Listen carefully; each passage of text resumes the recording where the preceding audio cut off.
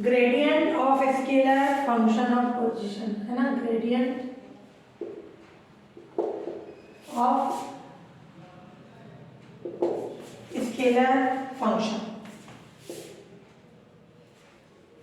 Clear? आज अपन पढ़ रहे हैं gradient of scalar function. Simple upon vector में पढ़ चुके हैं। जैसे वहां अपन ने पढ़ा डेल क्या होता है, i del by del x, j del by del y, k del by del z. Clear? और कोई स्केलर फंक्शन है अपना, या स्केलर पॉइंट फंक्शन भी बोल सकते हैं, ये फाई है ना, उसका ग्रेडियंट क्या होगा, ग्रेड ऑफ फाई यानी डेल फाई। डेल फाई का मतलब i del phi upon del x, j del phi upon del y, k del phi upon del z. ये अपन ने पढ़ा ग्रेडियंट की कंडीशन।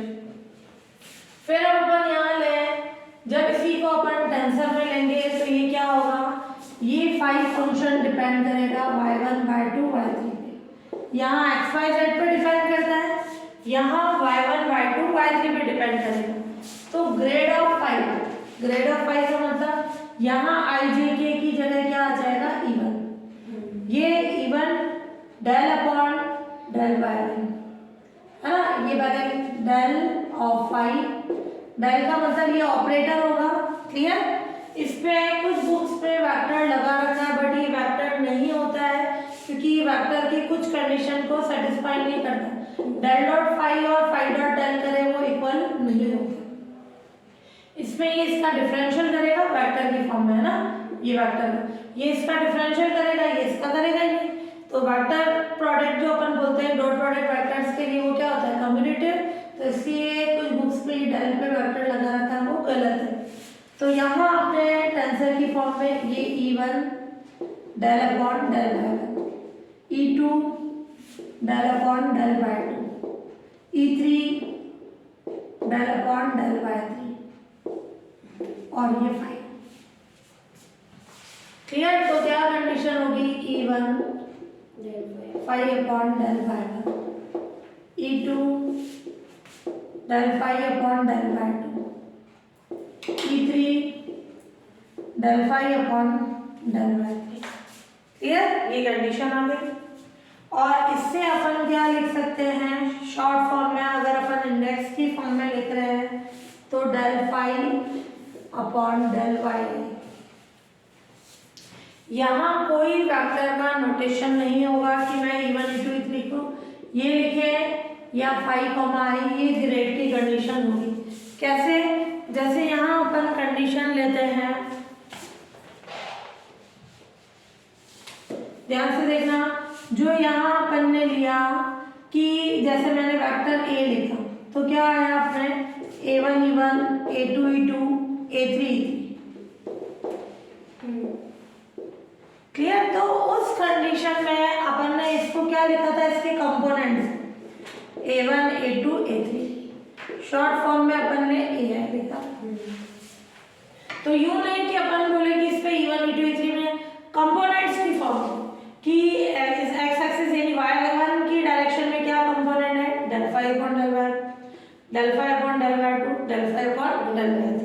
तो ये E1 E2 E3 की condition, del phi upon del y और ये फाई कॉमा आई की कंडीशन। क्लियर? ये हो जाएगा।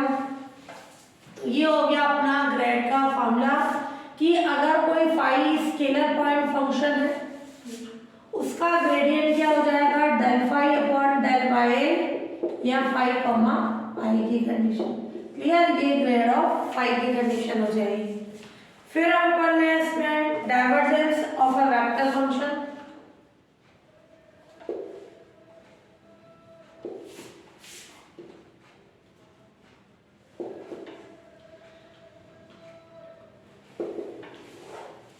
क्लियर? डाइवर्जेंस है वेक्टर फंक्शन का तो क्या हो जाएगा, जैसे डाइवर्जेंस ऑफ ए, ये कोई वेक्टर, इसका डाइवर्जेंस है तो ये होता है अपना डेल डॉट ए। डेल का मतलब अपना E1, अब मैं टेंसर की फॉर्म में लिख रहे सारे, del upon del y1, E2 del upon del y2, E3 del upon del y3 और dot A1 E1 plus A2 E2 plus A3 E3।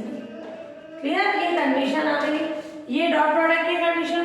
अब इससे अपन देखें इन दोनों का डॉट प्रोडक्ट करें तो ये आ जाएगा del A1 upon del Y1, क्योंकि E1 का E1 से डॉट प्रोडक्ट 1, E1 का E2 से 0, E1 का E3 से 0, केवल 3 टर्म्स बच जाएगी।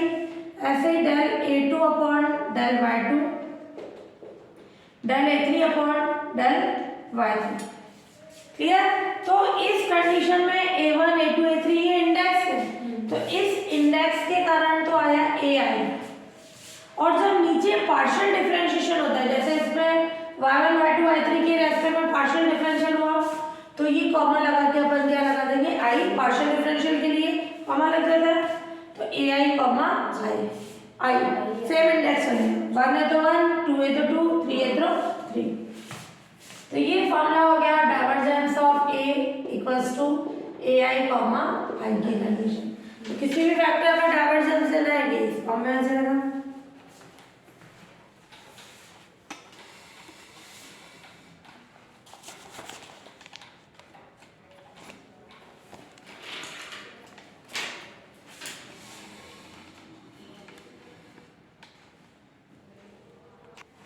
हाँ, अब है curl of A vector function, curl of vector function.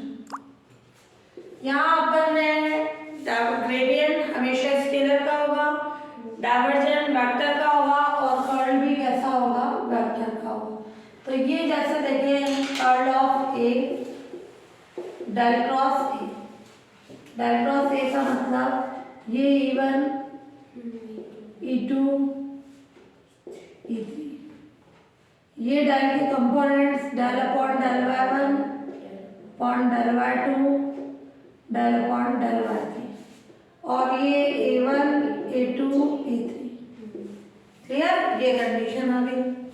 फिर हम ऊपर ले लें इसमें E1, और ये आ जाएगा अपना सिंपल, जैसे डिटरमिनेंट ओपन करते हैं, del A3 upon del Y2 del A2 upon del Y3। Clear, plus E2 del A1 upon del Y3 minus del A3 upon del Y1, और ये E3 del A2 upon del Y1 minus del A1 upon del Y2। Clear, ये conditions आ गई। अब अपन देखिए इसमें ये E1 3 का 2 के रेस्पेक्ट में, 2 का 3 के रेस्पेक्ट में, इसको मैंने लिख लिया A3 कॉमा 2, पार्शियल डिफरेंशियल है comma minus A2 comma 3, E2 1 का 3 के रेस्पेक्ट में, 3 का 1 के रेस्पेक्ट में, और ये E3 2 का 1 के रेस्पेक्ट में और 1 का 2 के रेस्पेक्ट में। क्लियर, ये कंडीशन आ गई। अब मैंने ये ले लिया कर्ल ऑफ है, किसी का भी कर्ल लेंगे तो क्या होगा, वेक्टर, तो वो अपन ने कंडीशन ले ली C1 E1 C2 E2 C3 E3, है ना। तो ये कंपेयर करें, C1 कितना हो गया, A3 2 माइनस A2 3, तो मैं इसको एप्सिलॉन की फॉर्म में क्या लिख सकती हूँ, 1JK और ये AK कॉमा J। ध्यान से देखो, C1 है A3 comma 2 minus A2 comma 3, तो ये क्या आ जाएगी, एप्सिलॉन 1JK और AK कॉमा J की कंडीशन। क्लियर, जैसे 3 कॉमा 2 आया तो ये K कॉमा J, पहले मैंने 1 2 3 रखा, 1 2 3 3 कॉमा 2 पॉजिटिव, फिर अपन ने यहाँ रखा 1 3 2, तो यहाँ 2 3 आ जाएगा नेगेटिव, ये आ गया C1। ऐसे ही अपना C2 क्या है, कंपेयर करें, A1 comma 3 minus A3 comma 1, क्या आ जाएगी कंडीशन, 2 नहीं है इसमें, 2 के लिए epsilon 2JK AK comma J, and C3 क्या हो जाएगा, ये A2 comma 1 minus A1 comma 2, तो ये आ जाएगा एप्सिलॉन 3 जे के कॉमा जे। अब इन तीनों की कंबाइंड फॉर्मूला है, ये C1 है, ये C2 है, ये C3। इन तीनों से एक इंडेक्स I ले लें तो CI क्या हो जाएगा अपना एप्सिलॉन IJ के कॉमा जे।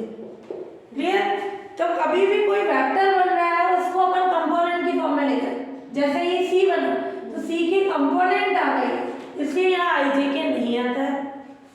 तो क्या आ गया curl of vector of A क्या हो जाएगा एप्सिलॉन IJ के कॉमा जे, ये अपना फॉर्मूला बन गया। क्लियर? ये अपने आगे यूज आएगा। अपनी है गॉस थ्योरम। 3 तरह की थ्योरम्स पढ़ेंगे, गॉस, स्टोक्स और ग्रीन।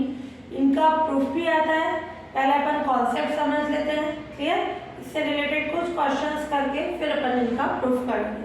वैसे तो अपन प्रूफ फर्स्ट ईयर में पढ़ चुके हैं वेक्टर थी अपने, यहाँ अपन उसी प्रूफ को केवल इंडेक्स फॉर्म में चेंज करेंगे। गॉस थ्योरम, कोई भी सरफेस है, क्लियर, ये रीजन है R से बाउंडेड जो है सरफेस है, इसमें कोई वेक्टर A जो है कंटिन्यूअस और डिफरेंशिएबल, क्लियर, और इसमें छोटा सा सरफेस ले लिया अपन ने ds, इसमें बाहर की तरफ यूनिट वेक्टर, ये U लगाओ साइन या U लगाओ ना, सेम बात है, यूनिट वेक्टर बाहर की तरफ यूनिट वेक्टर क्या है n के।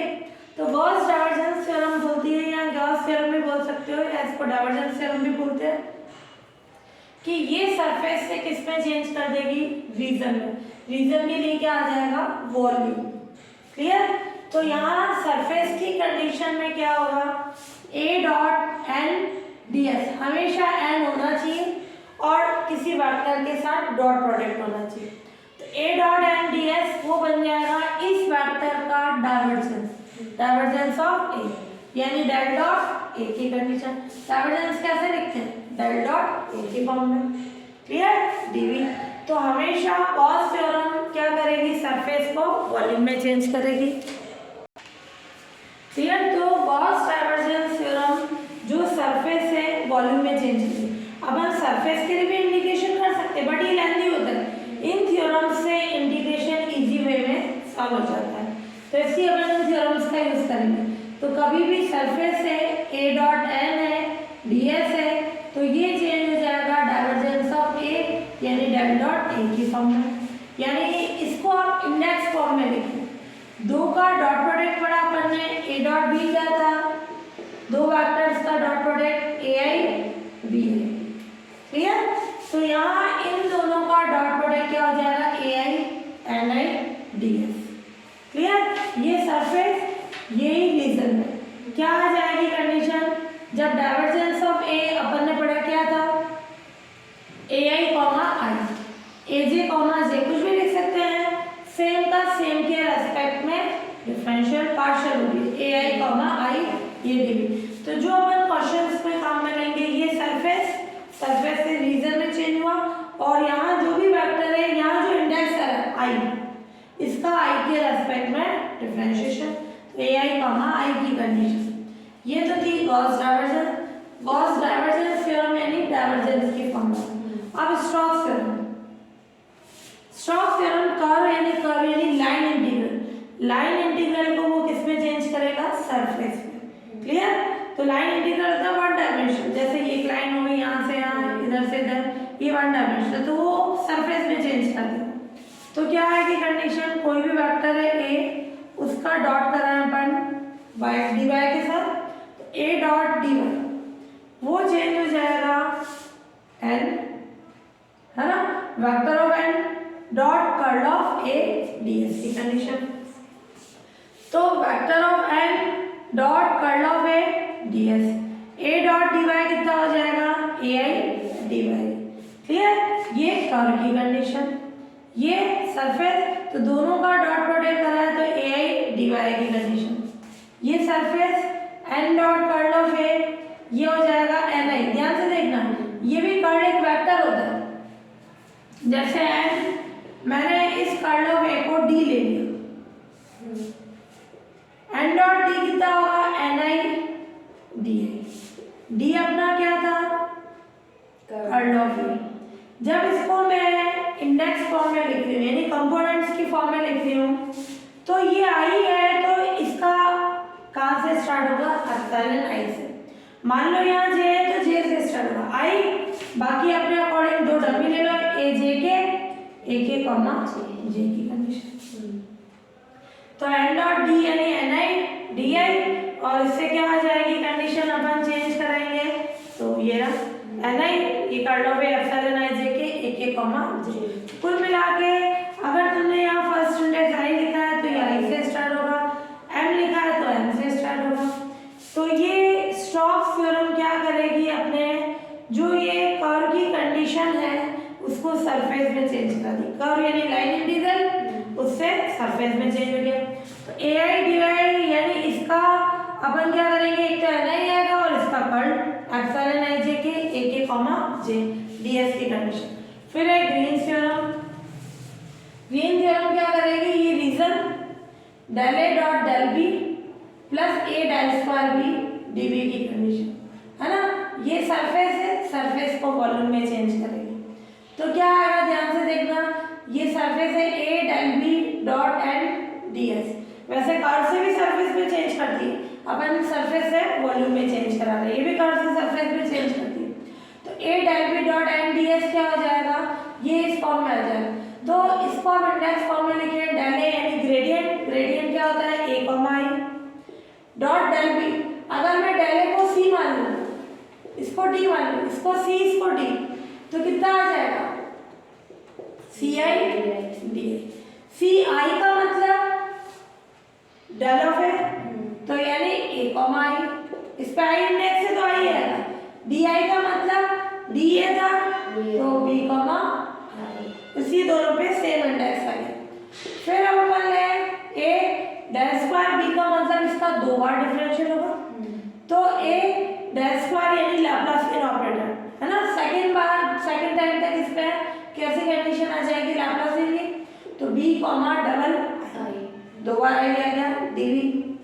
फिर ए डेल बी इन दोनों का पहले डॉट प्रोडक्ट करा तो इसको सी मान लो इसको डी मान लो, तो ये क्या हो जाएगा सी आई डी आई आ रहा है तो डेल ऑफ बी कितना होगा बी कॉमा आई और ये एन आई की कंडीशन। तो ये हो गई अपने ग्रीन्स थ्योरम। ग्रीन्स थ्योरम ये तो थी सरफेस को वॉल्यूम में चेंज कराने के लिए है ना। यहाँ आपने आ गई कंडीशन कर्व को सरफेस में चेंज कराने के लिए, जैसी कंडीशन है उसके अकॉर्डिंग कर्व लेंगे। कर्व के लिए ये फॉर्म होगी P D by one plus Q D by two, ठीक है। P D by one plus Q D by two, ये कर्व से सरफेस में चेंज हो जाएगा। क्यू का ये क्यू का वाई वन के रेस्पेक्ट में, पी का वाई टू के रेस्पेक्ट में, ये D by one D by two, ठीक है। तो P D by one P के साथ जो आ रहा है डी बाई वन क्यू के साथ डी बाई टू, तो ये क्यू जो है इसका वाई वन के रेस्पेक्ट में पार्शियल पॉजिटिव माइनस पी का वाई टू के रेस्पेक्ट में D by one D by two की कंडीशन, क्लियर। ये आपने हो गई ग्रीन्स थ्योरम की condition. Volume of rectangular parallelogram है ना, ये बेसिक कॉन्सेप्ट में है वॉल्यूम ऑफ रेक्टेंगुलर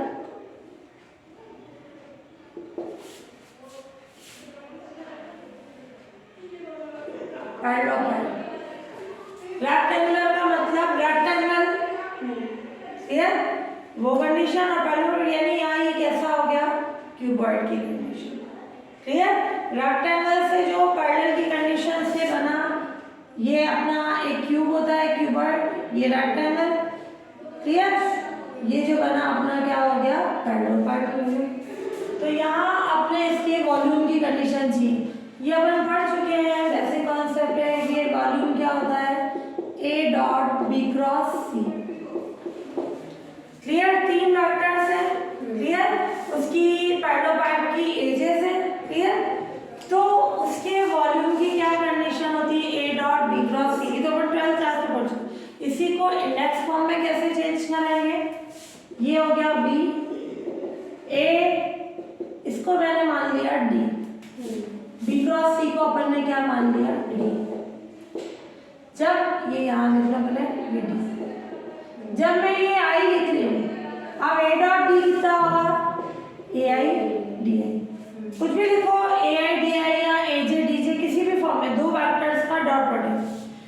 अगर ये आई है तो ये क्या होगा, डी आई, ये आई से स्टार्ट होगा। दो वेक्टर्स का क्रॉस प्रोडक्ट क्या था, ये आ जाएगा एप्सिलॉन आई जे के बीजे सी के, ये पढ़ा था। तो ये कॉन्सेप्ट ध्यान रखना, ये आई है तो इसका फर्स्ट ए से स्टार्ट होगा, बाकी अपने अकॉर्डिंग कोई डमी लेने दो। ये आ गया, तो ये हो गया एप्सिलॉन, ये ए आई एप्सिलॉन आई जे के बीजे सी के, ये हो गया एप्सिलॉन आई जे के ए आई बीजे सी के। ये वॉल्यूम की कंडीशन हो गई, क्लियर। तो ये आ गया वॉल्यूम किसका, पैरेललोपाइड का।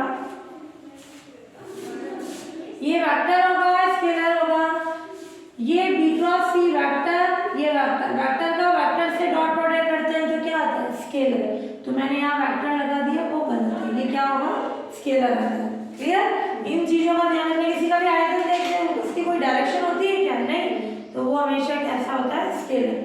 तो ये अपन ने जो पैरेललोपाइड का वॉल्यूम था उसको रेक्टेंगुलर के लिए था, जो इंडेक्स फॉर्म में चेंज करा दिया।